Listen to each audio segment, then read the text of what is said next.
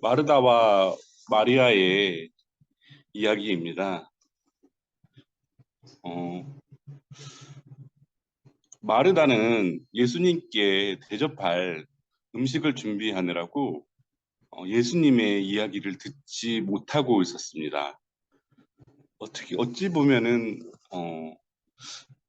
예수님을 만나서 예수님의 가치를 알아가고 예수님의 메시지에 집중하기보다는 예수님을 대접해야 된다라는 어떤 그런 기능, 어떤 업무 이런 거에 집중하다 보니까 어, 예수님의 님과의 어떤 깊은 교류는 하지 못했습니다. 반면 마리아는 예수님의 발 곁에 있다. 아주 친밀한 거죠.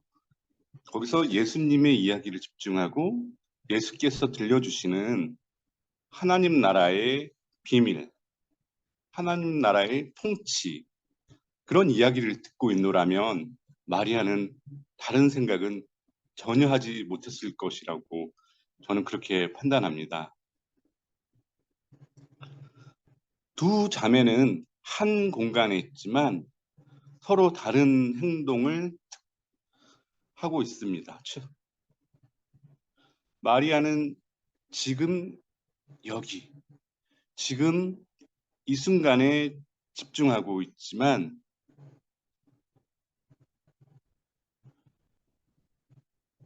마르다는 이 식사를 준비하느라고 평소 자신이 해오던 그 일을 똑같이 반복하면서 예수님과의 만남, 그 목적, 의미를 상실한 채 음식을 대접하는 데에만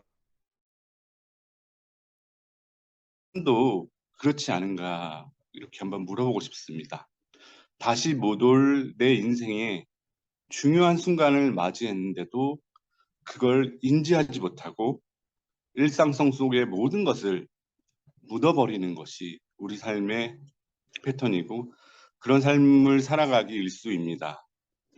카프카의 소설 변신에서 어느 날 자고 일어나 보니까 벌레로 변해버린 주인공 그레고르라는 소설의 인물은 벌레가 되고 났는데 가장 먼저 한 일이 가정의 생계부터 걱정하는 일을 합니다.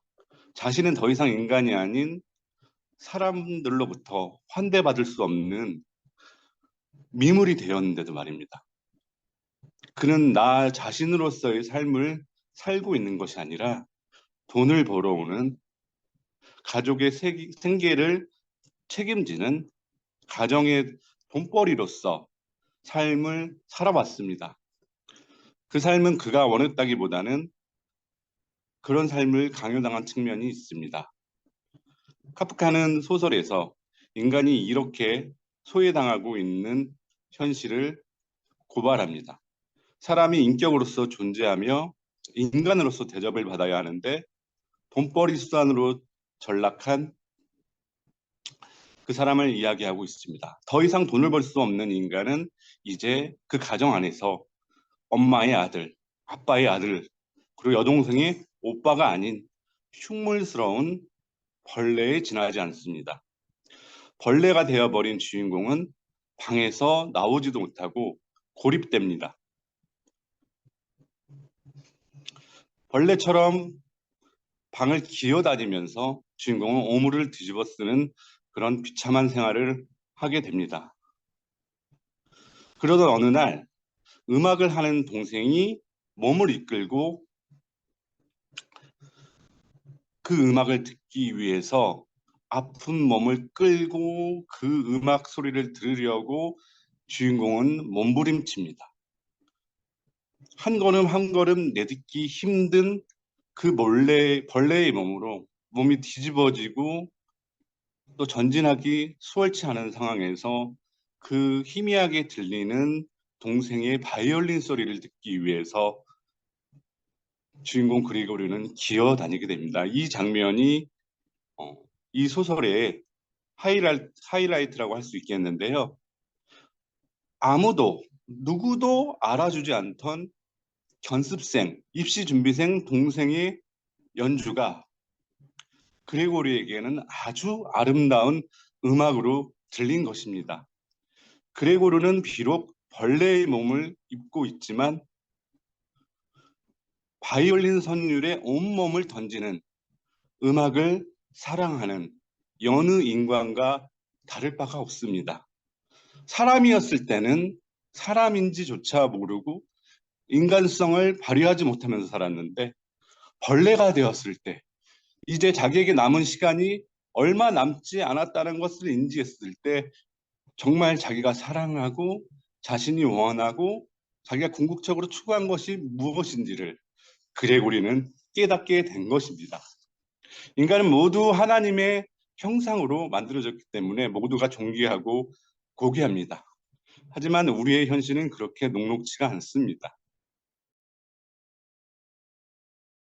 기능과 역할을 수행하면서 이 세상을 살아가고 있습니다.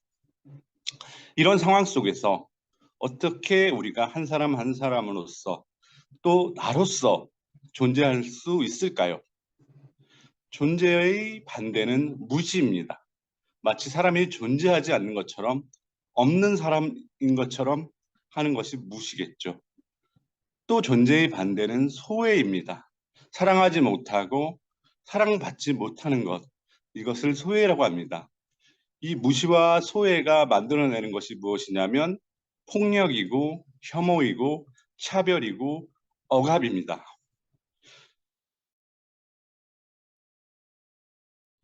여전히 사람을 소외시키고 무시하는 이 체제는 유효합니다.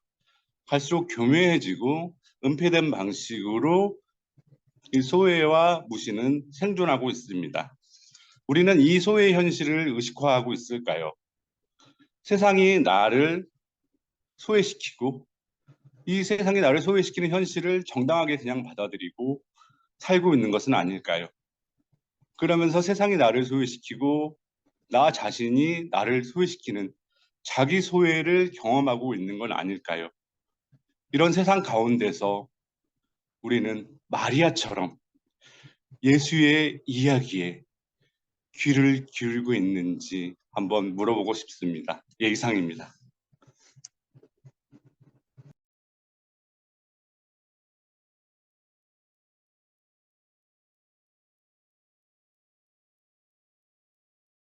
죄송합니다. 마이크를 껐네요.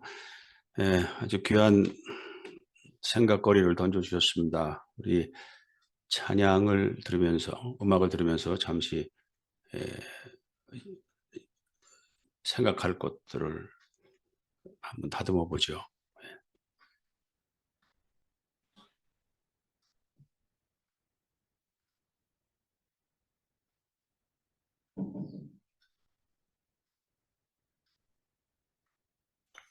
이동규 형님 준비.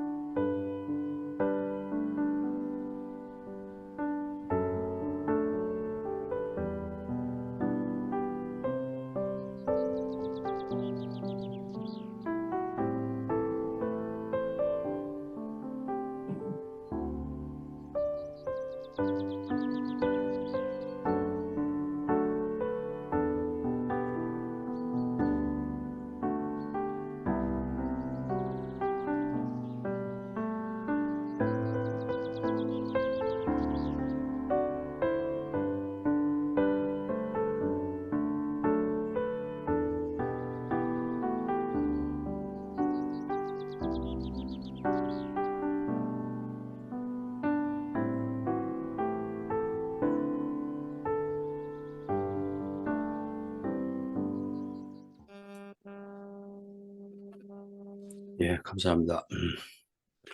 자, 오늘 아주 쉽지 않은 주제를 담아 통해서 우리 임원 형제가 던져줬습니다. 예, 한번 우리 머리들을 좀 이렇게 최대한으로 회전해 봅시다. 과연 여기서 무엇을 우리가 느낄 거나 깨달을 수 있을지. 우선 필링 오시는 분 아직 없는 것 같네요. 제가 큰 화면을 놓고서 지금 보고 있거든요. 근데 아직 없는 것 같습니다. 잘 보이는데. 그래서 조금 제가 말문을 열면 저는 그 카프카의 소설을 굉장히 좋아했어요. 이 삶의 이 복잡한 구조를 아주 그냥 일도남마에서 탁 보여주는 그것에 아주 매료돼서 아주 그냥 팬이었는데, 이제 좀 졸업을 했습니다만 하여튼 그랬습니다. 우리 양보영 자매님 마이크 켰네? 아유, 네, 감사합니다. 제가 사실은 이번 주일에 여행을 해갖고 오늘 막 비행기 타고 도착을 했는데 어디를 갔었냐면 그랬어요? 미국 사람들하고 이제 같이 시골에 콜럼버스라는데 오하이오에 시골 아주 농촌 그 마을에 갔었어요. 그래갖고 한 20명이랑 같이 지내다가 왔는데 이제 그분들이 이제 그 선교사들도 많고 이제 이러셨는데 그래서 제가 이제 어떤 사람이랑 한 사람이랑 굉장히 친해갖고 그분이랑 얘기를 많이 했는데 가만히 보니까 이게 오늘의 주제랑 가는 게 제가 이제 그 우울증 그러니까 이제 우리가 소외되는 사람들이 그 시골이 더 많더라고요. 이 도시 생활보다. 근데 미국은요 땅이 어마어마하게 넓잖아요. 집이 하나가 여기 있으면 저쪽에 떨어져 갖고 집이 하나 있어요. 그런데 어마어마하게 그 넓은 데서 그 여자가 자기는 6살 때부터 집안 식구가 형제가 5인데 그때부터 소외돼가지고 사는 거예요. 그래갖고 그때도 너무 속상했는데 14살이 됐어도 너무 속상하고 이제는 살고 싶지가 않다. 막 죽고 싶다. 그렇게 하면서 나중에 이분이 하나님을 만났어요.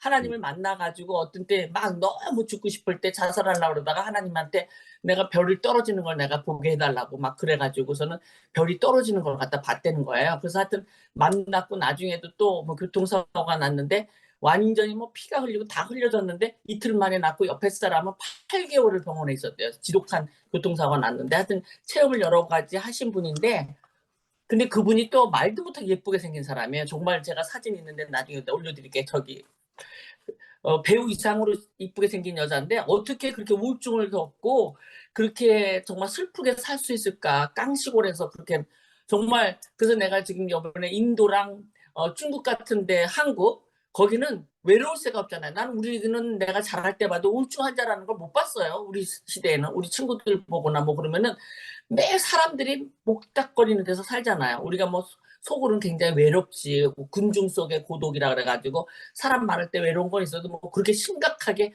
우울증을 겪을 정도로는 저는 그런 사람을 많이 못 봤는데 그 미국 시골에는 알코올 중독자가 그렇게 많다고 그래요. 알코올 중독자가 하여튼 거진 뭐 7, 80% 정도가 알코올 중독자고 하여튼 제정신으로 사는 사람이 별로 없는 것 같아요. 거기서 쭉 사면은. 그러니까 이게 지금 소외당하고 산다는 거가 굉장히 그게 외로운 거고 저때 이제 그 유튜브를 보니까 앞으로의 세계는 백인의 세대가 아니라 아시아계 세대가 세계를 지배할 거다. 중국과 인도가 지배한다고 거기 나왔더라고요. 근데 제가 이제 인도도 가보고 중국도 가보고 한국도 이렇게 보면 진짜 한국, 중국, 인도 같은 데서 우울증 환자 찾아보기 힘들 것 같아요. 중국은 인도는 그렇게 못 살아도 뭐 요만한데 10명씩 살고 그러니까 도대체 우울증이 거기서 나올 것 같진 않아. 암만 못 살아도. 그런데 하여튼 이게 그 백인들이 그렇게 미국 땅이 너무 넓는 거가 축복이라지만 너무 넓어서 이제는 드디어는 머리에 그 외로움이 그 머리가 아팠어요. 우리가 그때 어떻게 보니까 겉에만 나이다가 들면서 옷만 잘 입는 게 아니라 내 정신 상태를 잘 가져야 된다. 정신 가꾸기가 굉장히 중요하다. 그걸 갖다 느꼈는데 우리가 정말 하나님 없이는 거기서 사는 사람들이 그냥 끝내버리는 인생이. 자기 그 이쁜 여자 시스터도 굉장히 예쁘게 생겼는데 60세에 죽었어요. 너무 고통당하다가. 근데 이분은 하나님을 만났으니까 74세까지 살고 있는데 74세인데도 얼마나 예쁜지 모르겠더라고요. 근데 하여튼 이렇게 이런 걸 봤을 때 보통 일은 아니다. 이게 지금 소외당하는 거 오늘 그거가 잘 맞았는지 모르겠는데 그 성경 말씀에 마르다 마리아. 근데 저는 사실은 예수님 오셨는데 그럼 음식을 굶느냐? 굶으면 안 되잖아요. 예수님을 대접해 드려야 되니까 마르다의 역할도 굉장히 중요하고 마리아 역할도 중요하지만 듣고 이걸 두 개 다 같이 해야 될 것 같아요. 좀 쉬었다가 같은 시간에. 그렇게 해야 될 것 같고 하여튼 이상 마치겠습니다. 예, 아주 생생한 얘기를 들려주셨는데 우선 그 아주 예쁜 여자 그 얼굴을 좀 봤으면 좋겠고요. 네, 그 제가 사진도 좀 빨리 보내드릴게요. 올려주세요. 예, 사실 그 우울증 그 저희들 잘할 땐 그런 거 없었죠. 근데 저희 와이프도 몇 년 전에 정말 심각한 우울증을 알아서 저도 그걸 이제 경험을 했는데 그러나 보니까 정말 많더라고요. 그러니까 이게 도대체 정신적인 사치인가? 현대 사회에 올수록 생존 경쟁이 치열하고 정말 삶이 너무 치열할 때는 그런 거 생각할 사이가 없었는데 세상이 그렇게 돼 가고 있어요. 그런데 그 마르다가 아주 단순하게 주님을 섬기는 그 모습, 그걸 여기서는 그 포인트를 주신 거 아닌가 그런 생각이 듭니다. 김웅재 형제님. 네, 김웅재입니다. 오늘 임원 형제님 담화 참 감사합니다. 임원 형제님이 오늘 담화를 이렇게 접하면서 순간적으로 떠오르는 게 임원 형제님이 폴 틸리히를 참 좋아하는구나라는 생각이 들었습니다. 이제 그 폴 틸리히라는 그 신학자가 쓴 책 중에 이제 그 존재의 용기라고 한국말로 번역된 거 The Courage to Be에서 이제 존재와 비존재를 나누면서 이제 존재하려는 용기를 이야기를 하는데 사실 이제 그 폴 틸리히도 뭐 까미라든가 사르트르라든가 카프카라든가 T.S. 엘리엇이라든가 이런 사람들이 갖고 있는 어떤 실존주의로부터 그 비존재를 구분하고 그 다음에 이제 존재하는 그 용기에 대해서 이제 얘기한 바가 있었는데 저도 사실 오늘 마리아와 마르다의 그 이야기를 이렇게 깊게 적용하고 우리에게 존재하려는 용기에 관한 테마로 끌어낼 수 있다는 게 참 놀랍습니다. 저는 솔직히 양보영 자매님께서 말미에 지적하신 것처럼 너무 많이 마르다를 사람들이 무시해 왔기 때문에 되게 좀 이제 그런 쪽으로도 저도 많이 접근을 했었거든요. 똑같이 소중하고 당연히 손님이 왔으니까 대접해야 하는 거. 그러나 또 이제 다른 측면 주변에 있는 그쪽 중동 지역에 사는 친구들의 그 문화적인 입장을 얘기를 들어보니까 그 사람들의 이야기는 또 제 생각하고는 많이 다르더라고요. 이제 거기에 보면 이제 마리아가 예수의 그 발끝에 앉아서 이렇게 얘기를 경청하고 있었다. 발치에 앉았다는 말이 물론 이제 구약 성서 쪽에 뭐 입장에서 본다면 약간 성적인 어떤 그런 뉘앙스를 풍기기도 하는데 이제 손님에 대한 환대의 입장에서 본다면 이 두 사람 중에서 중동 출신 사람들은 고민 없이 바로 그걸 이야기를 많이 했던 것을 볼 수 있었습니다. 마리아가 환대하고 접대하는 측면에서 더 나은 모습이다라고 얘기하는 것들을 볼 수 있게 되었습니다. 저도 많이 그런 측면을 통해서 제 시각을 많이 교정을 했습니다. 특히 오늘 그런 의미에서 우리 임원 형제님은 오늘 그 일상이라고 하는 소중함 그것을 넘어서는 그래서 강요된 일상이라는 거 그것이 우리에게 일상이 마치 강요되는 것처럼 여겨질 때 소외가 발생하는 것이고 그것으로부터 탈피하려는 것이 존재라고 하는 그 용기가 필요하다라는 저에게 너무 좋은 인사이트를 줘서 오늘 너무 감사합니다. 이상입니다. 예. 다른 분 아직 마이크 안 끄셨나요? 아이고 갑자기 그 생각이 안 나는데 그 누구죠? 박연아 자매님 지난번에 얘기하셨는데 토마스 모튼인가요? 그때 그 얘기하셨나? 그 영적 그 허영, 영적 교만, 뭐 그런 얘기 많이 했어요. 그 사람이 그 일상을 회피하고 그냥 자기가 어디 그 뭐 빠져버리는 그런 거를 토마스 모턴이 그런 얘기를 많이 했는데 아마 이거 현대판 이 마르다와 마리아 얘기가 아니었나 뭐 토마스 모턴 생각이 나네요. 그래서 우리 신앙생활 하는 사람들이 자칫 빠지기 쉬운 함정 그걸 지적한 의미도 있지 않을까 싶습니다. 박정희 형제님. 네, 오늘 말씀 너무 잘 들었습니다.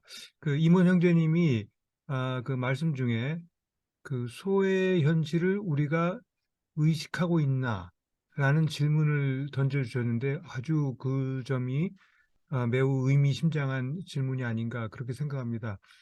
마리아와 마르다의 이 얘기를 통해서 우리가 얻는 교훈이 많지만 안타깝게도 이제 마르다가 이 자신의 그 수고에 대한 그 자기 자매의 그 협조가 없는 것에 대해서 불평하는 장면, 그 점을 보면은 그 소외에 대한 인식은 갖지 못했다라는 점을 좀 느낄 수 있는 것 같아요. 이것이면 다다라는 생각이죠. 근데 우리가 소외라고 하는 것이 내가 사랑받지 못하고 있나 개인적으로 그런 것도 이제 소외일 수 있지만 사실 소외라고 하는 것을 좀 깊게 생각해 보면은 보이던 보이지 않던 어떤 권력이 존재해서 그 권력 때문에 내가 자유를 누리지 못하고 나의 존재감을 다 살리지 못하는 것이 이제 소외라고 볼 수도 있겠습니다. 그런 면에서 우리가 상당히 좀 우려스러운 점은 그 미셸 푸코도 그런 얘기를 했던 것으로 기억하는데요. 이런 그 권력 체계가 존재할 수 있는 이유는 힘이 세서가 아니라 어떤 면에서는 굉장히 기능적이기 때문이에요. 그래서 권력이라고 하는 질서가 우리에게 주는 편리가 너무 많은 거죠. 그래서 우리가 지금 어떤 의미에서는 뭐 이런 SNS나 뭐 인터넷이나 뭐 이런 이 아이폰이나 이런 거에 편의를 누리고 있지만 한편으로 거기에 굉장히 의존적으로 살아가고 있는데 우리에게 자유가 주어진다면 아이폰을 버릴 수 있을까? 그런 질문을 한다면 굉장히 쉽지 않은 질문이 돼버린 그런 현실이죠, 오늘이. 그런 면에서 사실 우리의 소외를 인식한다는 그 작업도 어떤 의미에서는 굉장히 아까 틸릭 얘기도 하셨는데 좀 존재 기반 잔체의 그 전체를 뒤흔드는 그런 우리의 노력이 필요한 거 아닌가 그런 생각을 해봤습니다. 감사합니다. 소외를 의식한다는 거를 좀 더 좀 피부에 닿게 좀 설명할 수 없을까요? 예, 예, 그 부분에 대해서 제가 한마디 더 해도 예, 되겠습니까? 이제 제가 그 부분에 대해서 퍼뜩 생각이 나는 예가 있는데요. 그 전문가라는 시가 있습니다. 기형도 시인이 쓴 그 전문가라는 시가 있는데 그 시에 보면 이제 그 동네에 어떤 그 부잣집 그 동네 아이들이 가난한 동네 아이들이 놀고 있는데 거기 그 어떤 부자 아저씨가 이사를 와서 그 담장이 온통 그 유리로 된 그 이제 그 집에 살거든요. 그래서 이제 그 아이들이 거기가 햇빛이 많이 비치고 좋으니까 거기에 자꾸 이렇게 가까이 가는데 이제 그 아저씨가 이제 그 아이들을 그 기꺼이 이렇게 자기 그 담장 안에 들어가서 놀아라 하고 자꾸 편의를 봐주는 거예요. 그러니까 아이들이 자꾸 그 아저씨를 좋아하게 되고 이제 거기에 모이게 되죠. 그러다 한 아이가 우연히 그 집에 유리창을 하나를 깨뜨리죠. 그러니까 다른 아이들은 혼날까봐 겁내는데 그걸 또 너무 좋게 이렇게 포용해 주는 거예요. 괜찮다. 와서 더 놀아라. 라고 하다가 그 아이들이 점점 그 아저씨가 좋아지니까 이제 그 집에 와서 놀게 되죠. 근데 이 아저씨가 이제 자기 집에 담을 좀 쌓아야 되겠다라고 이렇게 얘기를 해요. 아이들이 자발적으로 벽돌을 나르기 시작해요. 점점 이 아이들은 자신이 그 아저씨가 제공해주는 편의 때문에 그 아저씨의 어떤 이제 자기도 모르는 사이에 가스라이팅이 되고 그게 억압이 돼서 마치 종처럼 벽돌을 나르기 시작하는데 그게 그 아저씨가 베풀어준 호의에 대한 너무 자연스러운 거라고 생각을 하는 거죠. 그러다 한 아이가 거기에 대해서 이의를 제기하니까는 다른 모든 아이들이 그 아이를 쫓아내버리는, 예. 이제 이제 뭐 이런 스토리인데 시인의 마지막에 그렇게 이 아이들은 묵묵히 벽돌을 계속 나르기 시작했다. 제목이 왜 전문가냐는 거죠. 그런 편의를 제공하고 그걸 이용해서 그게 나중에는 권력을 이제 사용하는 그런 측면이 이제 그 기형도 시인의 전문가라는 시가 있었는데 아마 그 부분을 예로 이렇게 생각을 해봐도 되지 않을까. 어떻게 얘기가 됐는지 저도 잘 모르겠습니다. 죄송합니다. 예, 각자 알아서 해석하시고요. 저는 하여튼 오늘 이런 생각이 드네요. 그러니까 당연한 것을 다시 생각해 보게 만드는 그런 테마다라는 생각이 듭니다. 그리고 저는 이게 오늘 통해서 조금 고백을 한 가지 드리게 됐는데 제가 어떤 인간인지 저는 솔직히 대부분의 목사 된 지 40년 됐습니다만은 대부분의 목사를 전 불쌍하게 생각합니다. 아주 불쌍하게 생각해요. 왜냐하면 대부분 그 마르다 같은 입장이 아니고 마리아 같은 입장에 있거든요. 대부분 사고가 목사들 생각에. 그래서 일종의 영적 우월감에 빠져 있어요. 대부분의 고치지 못하는. 그래서 스스로를 소외시키면서 그거를 모르고 있어요. 자기들이. 영적 우월감에 빠져 있어서. 그래서 대부분의 목사를 보면 아이고 불쌍한 인생하고 저는 생각합니다. 그쪽을 이제 저도 그런 생활을 했었기 때문에 벗어나서 마르다 처럼 현실적인 문제가 아닌 자기 스스로 어떤 영적인 위치에 있고 영적인 일을 하고 있다고 생각하고 하는 그 빠져 있는 그 불쌍한 군상들이다. 저는 그렇게 생각을 합니다. 이건 뭐 제 궤변이었습니다. 자, 마이크 누가 마이크 안 켜셨네 아직. 너 아무나 네, 제가 말씀드리죠. 신선생님.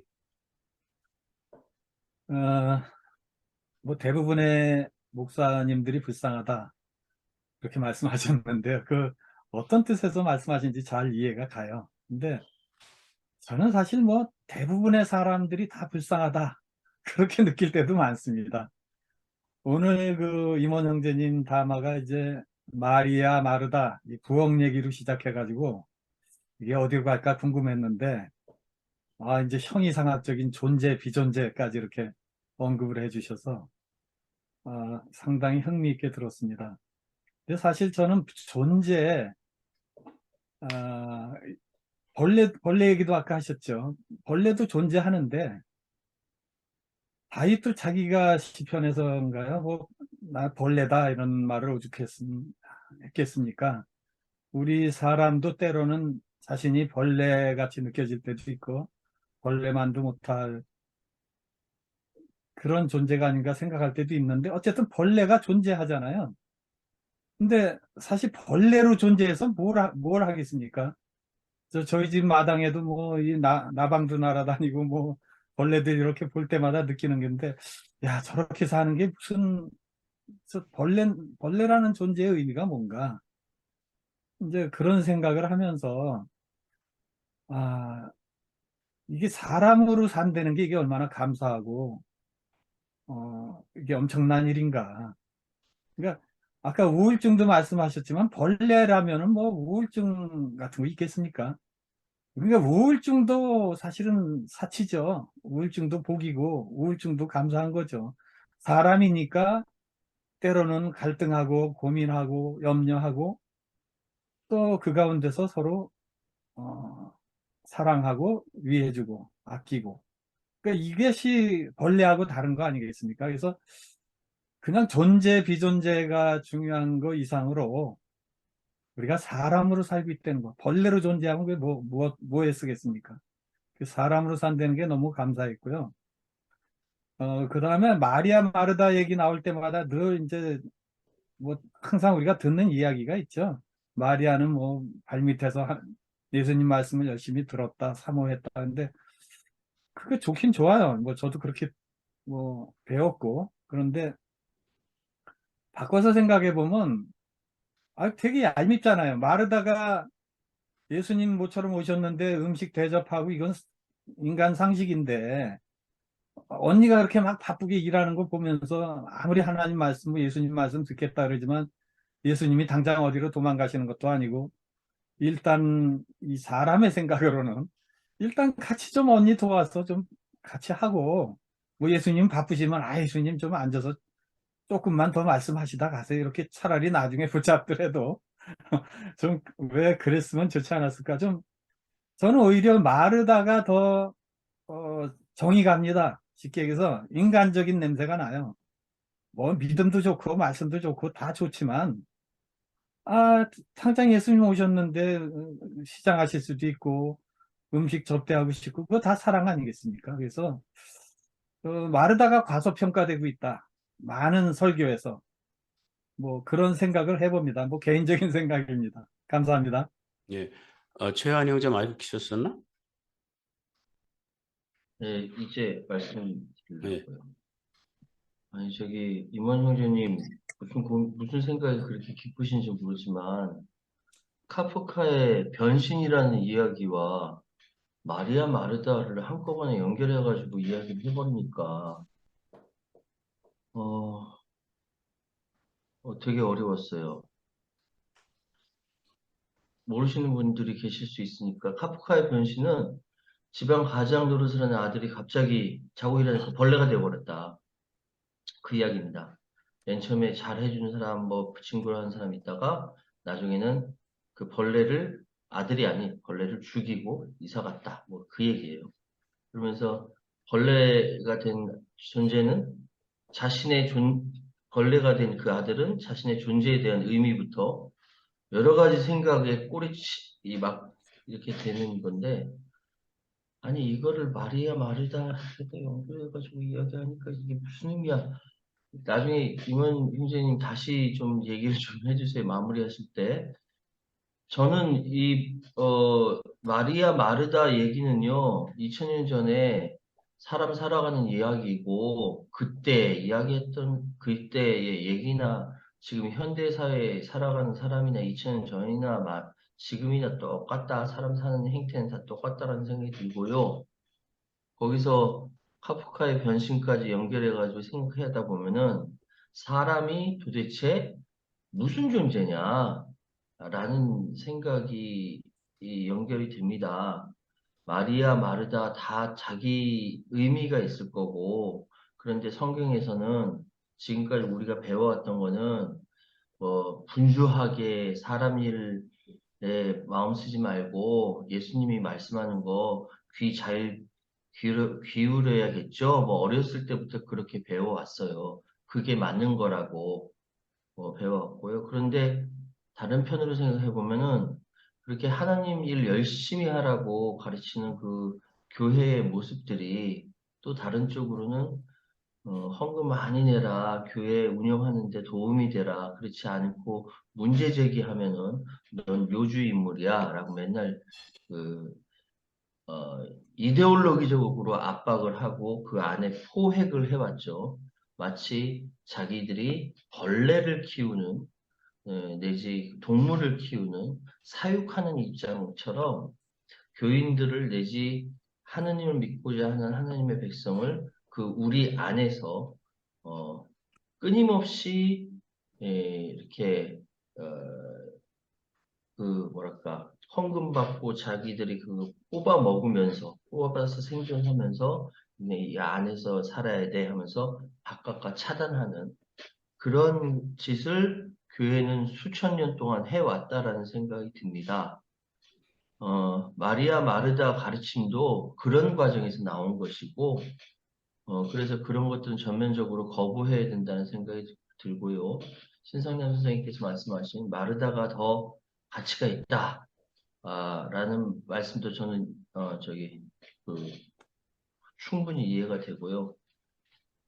그래서 저는 지금도 고민입니다. 저는 도대체 이 사회에서 어떤 존재로 가스라이팅 당하고 있나에 대해서 고민하고 있습니다. 이상입니다.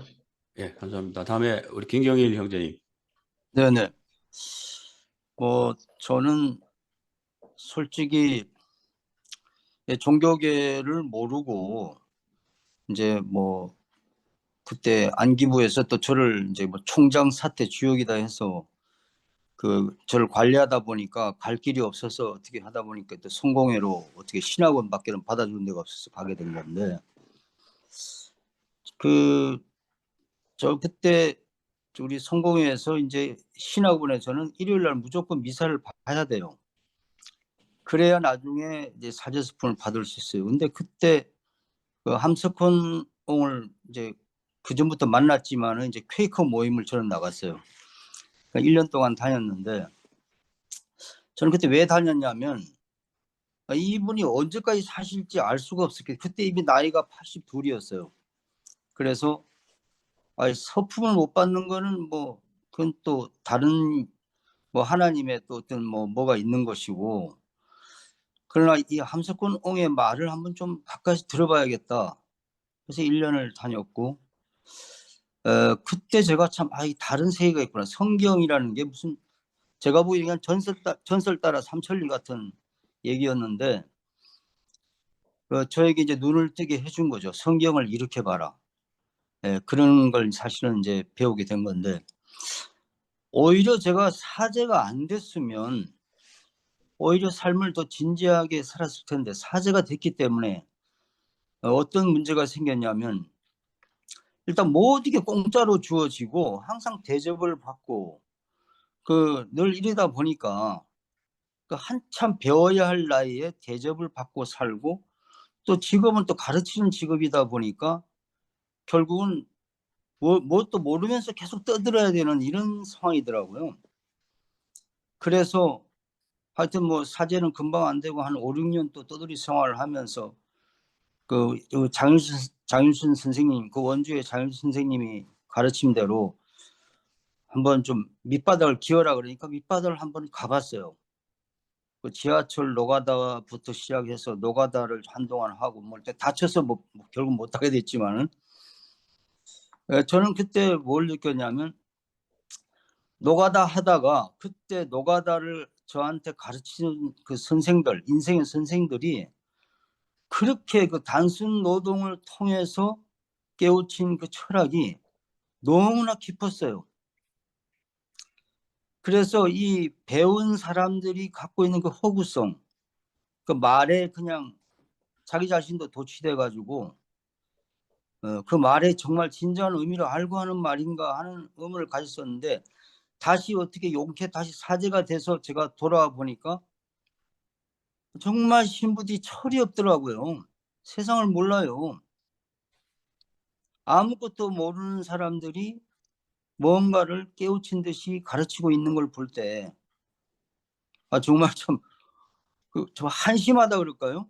저도 아마 바로 신부가 됐으면 저런 모습이었을 거라 하는 생각이 들면서 왜 이렇게 사제가 되면 이렇게 인간이 망가지나 그걸 생각해 보니까 그게 모든 게 공짜로 주어지다 보니까 이 세상에 공짜가 망가뜨리지 않는 인격이 과연 있을까 그런 생각이 들었어요. 그래서 종교계에 들어와서 정말 종교계에 정말 절망했고 또 우리 어저께 저희도 이제 대전교구 우리 주교 선거가 있는 날이었어요. 갑자기 선거를 지금 하게 됐는데 그래서 신자들한테 얘기했어요.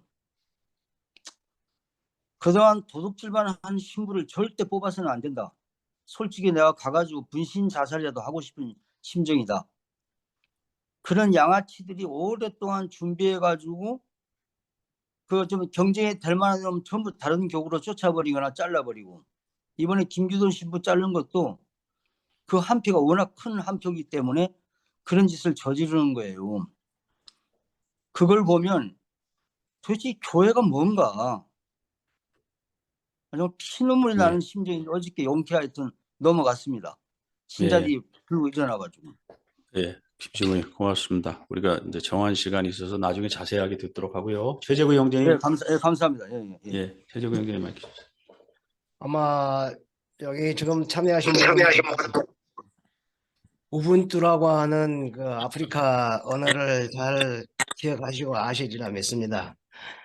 여기 보니까 한 아프리카 부족 마을에서 있었던 일인데 한 인류학자가 어린이들을 모아놓고 깜짝 게임을 제안을 했다고 합니다. 근처 나무에 아이들이 좋아하는 음식을 매달아 놓고 먼저 도착한 사람이 그것을 먹을 수 있다. 그렇게 이제 제안을 했는데 게임의 끝은 어떻게 됐을까요? 아이들은 시작종에 울리자 뛰어가지 않고 모두 손을 잡고 가서 음식을 함께 먹었다고 합니다. 그 모습을 본 학자가 고개를 갸우뚱했습니다. 한 명이 먼저 뛰어가면 다 찾아왔었는데 왜 함께 갔지? 애들 답이 이제 거기서 나오는 이야기가 우분투 그렇게 소리를 쳤다고 합니다. 다른 사람이 모두 슬픈데 어떻게 한 명만 행복해질 수 있나요? 하는 그래서 이 우분투라는 언어가 아프리카에서 몇몇이 내려오고 있는 전통 사상으로서 이제 공동체 의식과 인류애를 강조하는 그런 언어로 이제 자리를 잡았다고 합니다. 우리 사회는 너무나도 승자 독식의 사회가 돼가지고 대기업은 중소기업을 짓밟고 가야 이 생존한다고 하면서 이제 중소기업을 짓밟고 또 이제 강자는 약자를 짓밟고 이제 그런 사회가 돼서 이 소위 양극화라고 하는 게 너무 깊어졌습니다. 오늘 성경 말씀에서 차라리 마르다와 그 마리아를 그렇게 대비시키지 않고 서로 협력해서 하는 그런 모습을 기사로 썼더라면은 오늘날 우리들에게 훨씬 더 큰 반향을 주고 좋은 교훈의 말씀이 됐을 거라고 생각하면서 이 성경 말씀에 대해서 좀 실망을 합니다. 예, 고맙습니다. 예, 우분투 얘기, 재밌죠. 그 좀 아마 좀 더 알아보면 좋을 것 같습니다. 뭐 다른 분 마이크 켜신 분 없나요? 그러면 잠깐 제가 그 아까 벌레 얘기가 나와서 제가 벌레가 되어본 적이 있습니다.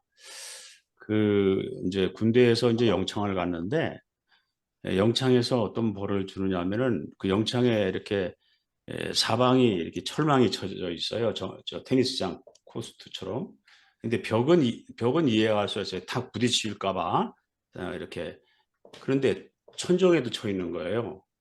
그게 뭐냐면 밑에서 한 명이 올라타! 그러면 탁 뛰어가지고 그거를 손과 발로 매달려야 되는 겁니다. 한 1분도 못 견뎌요. 내 60kg, 70kg 무게를 이 손가락, 발가락으로 딱 붙어야 되니까.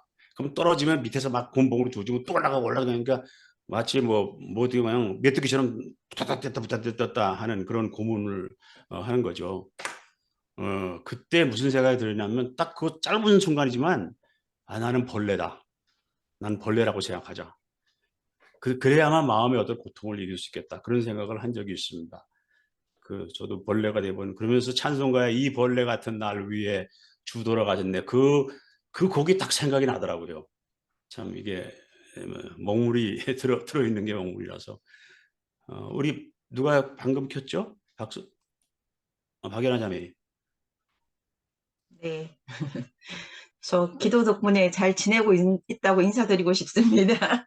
네. 잘 지내고 있고요. 이제 그저께 퇴원을 했어요. 퇴원을 했고, 오늘 그 성경 말씀 들으면서, 최근에 저한테 찾아온 손님이 예수님이면 좋겠는데, 최근에 저한테 찾아온 손님은 계속 떨어지는 좀 시력이랑, 그 다음에 머리카락이 거의 한 반이 빠져버린 상태고, 그 다음에 수면 장애가 계속 있고, 그 다음에 계속 떨어지는 꿈을 꾸어서 잠을 잘 때 조금 힘들어서, 그래서 약을 조금 올리면 그 다음 날까지 계속 무기력해지고 약을 좀 줄이면 이제 잠 자는 게 좀 어렵고 이제 그런 상황에서 퇴원을 해서 이제 내일이면 이제 이제 순천향 병원에서 제가 다시 두 군데 망막이 더 찢어져 있어서 다시 시술을 해야 되는 상황입니다. 근데 시력이 떨어지고 이제 머리카락 빠지고 이러니까 굉장히 진짜 아까 우울도 사치인가 말씀하셨는데 우울해지기도 하더라고요. 우울해지기도 하는데 또 한편으로는 눈이 잘 보이지 않으니까 청력이 좀 발달하는 것 같아요. 그리고는 제가 기존에는 정신과 환자들을 보다 보니까 거의 오감을 세워서 환자를 살폈거든요. 그런데 제가 눈이 잘 보이지 않으니까 그 조금 제가 그냥 내려놓는 것 같아요. 안 보이니까. 그래서 그 사람의 표정이나 어떤 이런 것보다는 그 사람 말을 많이 들으려고 하는 게 조금 제가 요즘은 조금 생긴 것 같아요. 그래서 말을 조금 더 많이 듣게 되고 그러다 보니까 말을 많이 들으니까 제 입을 좀 다무는 제가 말을 좀 굉장히 말을 많이 하는 직업이었는데 말을 좀 덜 하게 되고 그리고 모든 게 속도가 좀 느려지더라고요. 잘 보이지 않으니까 이걸 조심해야 된다 생각하니까 그래서 속도가 좀 느려지고 이러니까 예전에 굉장히 빨리빨리 움직이고 급하게 움직였던 부분들이 좀 더 속도가 줄고 신중해지는데 저는 저한테 찾아온 손님은 별로 반갑지 않고 우울하긴 한데 그 속에서도 저한테 주시는 메시지는 또 하나님 주시는 메시지가 아닐까라는 생각을 하면서 요즘 조금 제가 제 삶에 대해서 조금 전환기 같은 느낌이 들기도 하고 그리고 너무 외적인 저에서 나타나는 부분에 너무 집중하지 말자라고 생각하니까 그래서 지금 이제 직장은 병원이 이렇게 정리가 직장을 좀 정리가 되니까 나 정말 다른 일을 할 수 있을까? 앞으로 뭐 하면 살지? 이제까지 직장 생활 30년 넘게 했는데 나 뭐 할 수 있지? 막 이런 부분들 생각이 들었었는데 최근에 또 이제 제가 이제 송도에 있는 인천대학의 연구실에 있는데 연구실에서 또 연구실을 또 하나 또 새로 내주시더라고요. 그래서 방을 내주시고 여기서 충분하게 연구할 수 있도록 또 공간 마련해 주셔가지고 또 그렇게 옮겨가는데 학교가 바로 제 연구실에서 바다가 보여요. 그래서 옆에 나무라든지 바다라든지 이런 걸 보면서도 그거에도 주어진 거에도 너무 감사하고 그래서 제가 지금 모든 것이 느려지고 이게 어쩌면은 자연스럽게 인간이 노화해가는 하나의 현상일 수도 있지만 저는 지금 사고 때문에 빨리 오긴 했지만 여기에 제 자신이 좀 익숙해져서 조금 더 길을 열고 좀 집중할 수 있는 그런 시간, 그런 기회가 되기를 저는 소망하고 있습니다. 감사합니다. 계속 기도해 주셔서.